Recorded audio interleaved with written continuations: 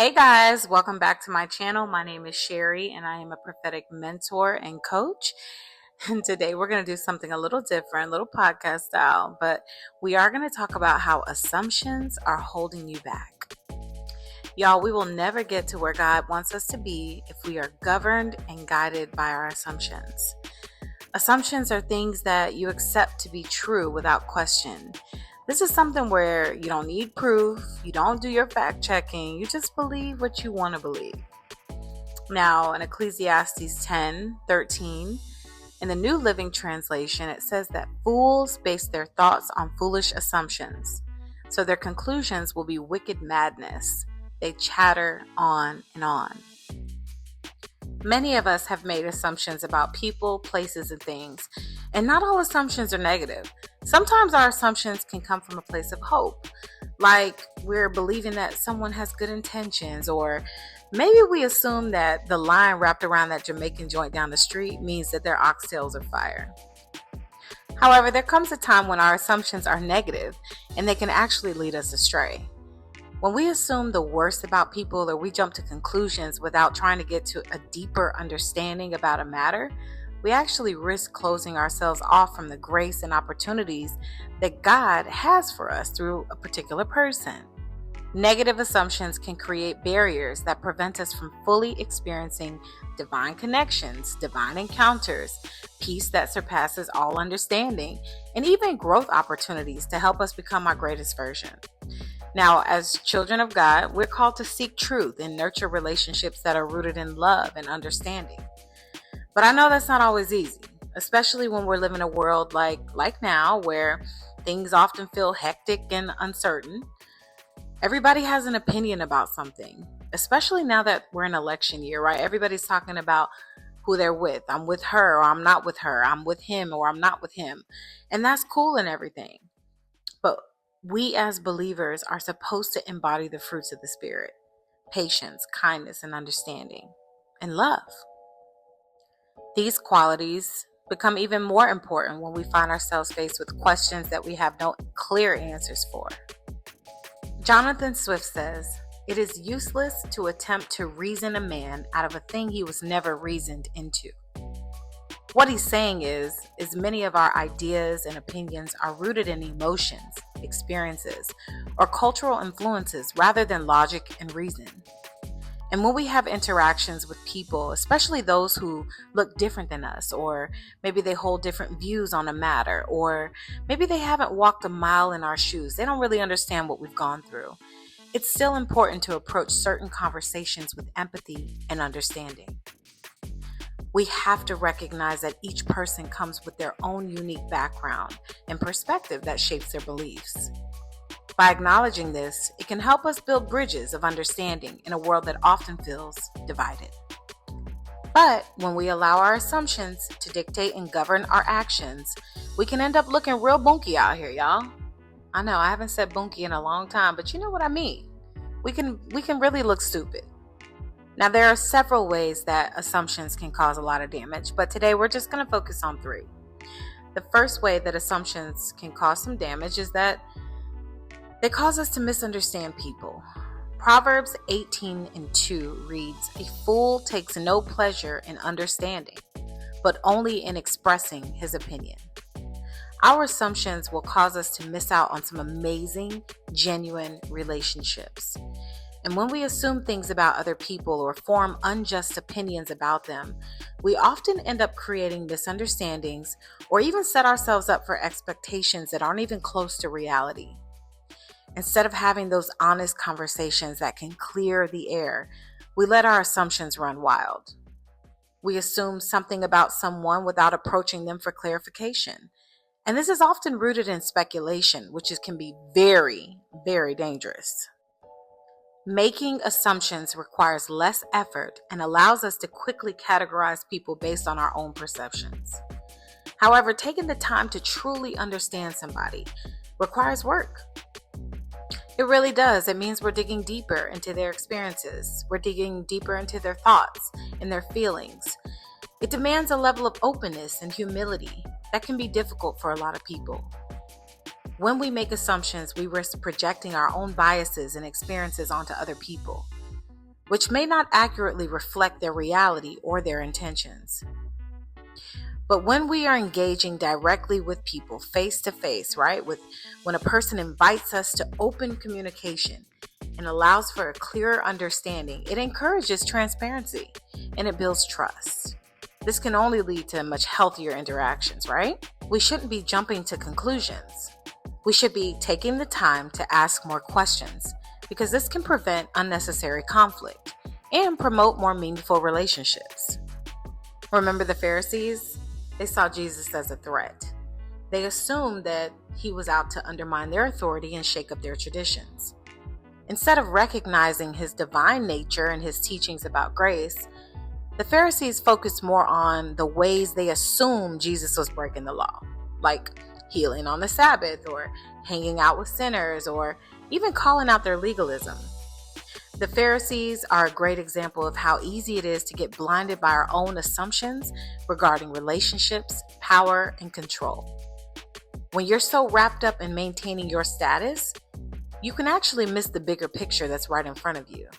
The Pharisees' assumptions caused them to miss out on an amazing and transformative relationship with Jesus. Another way our assumptions can cause us to be out here looking crazy is that our assumptions can cause us to misinterpret God's plans. Remember the story of Joseph and his brothers? Well, it shows us how assumptions can cloud our understanding of God's plans. When Joseph's brothers sold him into slavery, they believed that they had successfully gotten rid of him. Their actions were driven by jealousy and fear, and they assumed that they would never see Joseph ever again. However, what they failed to recognize was that God was at work in the background, orchestrating a much greater destiny for Joseph. Now, years later, during a famine, the brothers went to Egypt looking for help, only to find themselves face to face with the one and only Joseph. They didn't even recognize him. They assumed, he was living in despair. They assumed he fell off. Maybe they even assumed he was dead. The revelation I got from this was that some people will only see you how they want to see you. Some people are so consumed in their own guilt and assumptions about you that they could never consider you being in a position of authority. Their inability to see Joseph in his new role shows us how their assumptions had blinded them to the reality of God's intervention and plan. So when people betray you, when they talk trash about you, when they throw you in a pit, when they act like you don't even exist anymore, here's the kicker. You ready? God can flip the script on all of that. Not all of that, all that. Okay? What others meant for evil, he can turn around and use for your good. So the next time you feel abandoned or forgotten, just remember Joseph. Sometimes the journey through hardship is just part of God's greater plan. Now, another way that assumptions can have us out here looking crazy is that assumptions can keep us in toxic relationships. Sometimes we can assume that people will change, but we tend to overlook the signs that they really don't have any desire to change. This mindset can trap us in a toxic cycle of hope and denial. Hope and denial, right? It's a roller coaster that causes us to waste valuable years clinging to the possibility of transformation in that relationship.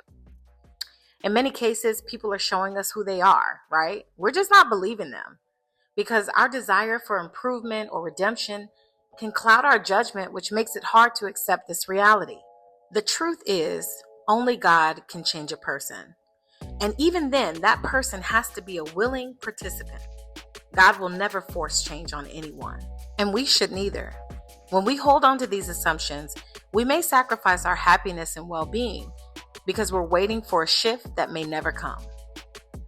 By recognizing the roles of assumptions in our relationships, it should actually encourage us to assess situations more realistically and make informed decisions about whether to stay or to leave. And when we break free from these assumptions, it allows us to prioritize our needs and seek healthier, more fulfilling relationships. Let's look at Jacob and Laban. Jacob assumed that his uncle Laban would treat him fairly, especially given that they were family. How many of us have family that we assume will have our back? You know the good old saying, blood is thicker than water, only to find out that that's not really the case, right? We think our natural family is going to provide for us in ways that no one will ever provide for us. But let me tell you, the only blood that is thicker than water is the blood of Jesus. God will send people into your life that don't have your last name, but they'll have your back. He'll send people into your life who are able to fill emotional voids that your family would never be able to fill. Jacob believed his uncle Laban and his promises. He worked 7 years for Rachel, only to be deceived into marrying Leah. Laban manipulated Jacob for years. He changed his wages, and he kept him working longer than he actually should have been. Laban took advantage of Jacob. He used him and emotionally abused him. And it was after many years of manipulation that Jacob finally realized how toxic their relationship was, and he eventually left with his family. So here's the summary of it all. God is calling for his people to get wisdom and use discernment in this hour, especially in our relationships with other people. God is calling for his people to practice patience and understanding and allow people the space to express themselves so they can show you who they are. And if you're having a hard time discerning, God will show you who people are. If you truly have a relationship with the Lord, he will always show you the truth. He doesn't want us to approach relationships or situations with negative assumptions because we may risk missing out on the blessings that he may be trying to bring into our lives. Many of God's people are praying for spouses. We're praying for houses. We're praying for friends. We're praying for job opportunities. But you do know that God uses people to do this, right? God is trying to make these connections, but because of our impatience and because of our assumptions, we end up walking away from the very blessings that we've been asking him for. We must actively test the spirit by the spirit. This means we need to be asking questions and seeking deeper understanding rather than jumping to conclusions based on surface level stuff. It's not about what people look like. It's not about where they come from. It's about what's in their heart. And when we do this, we'll open ourselves up to a richer experience and a more deeper connection with those around us. All right, guys, that's it for today. Thank you so much for listening and tuning in and tapping in. And hopefully we can go on through our week being less judgmental, having less assumptions, gaining deeper understandings, and of course, walking in the fruit of the Spirit. Have a great week. Bye-bye.